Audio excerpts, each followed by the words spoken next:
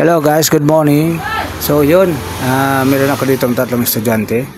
So actually, pinakita ko to sa inyo para makita nyo kung gaano kahirap magturo sa mga bata.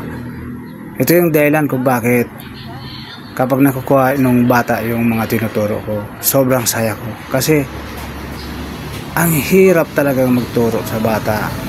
Kaya makita nyo dito guys, yung isa ditong bata, si Bing, kuha niya na yung cake, pero pagdating doon mamaya hindi niya na nakukuha yung cake kasi kinalimutan niya yung tinuro ko sa kanya.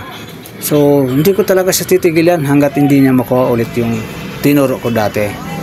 So ito yun guys, hindi ako satisfied dun sa ginagawa niya, kaya hindi ko siya pinapaalis.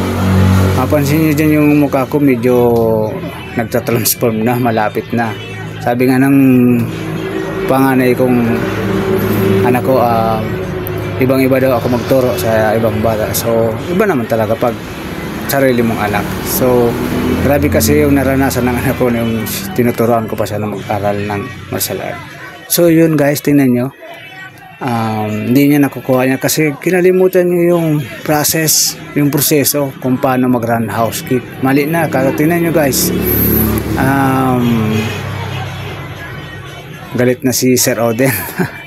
So okay naman yun, kasi kapag tinolerate mo yung bata na kahit mali na yung ginagawa niya tapos pinaikot nyo na siya parang wala lang, hindi yan matututo. Kaya dapat kapag mali yung ginagawa niya, wag mong hayaan, wag mong bitawan. So laban lang. So tingnan nyo guys, nakuha niya na. So yun guys.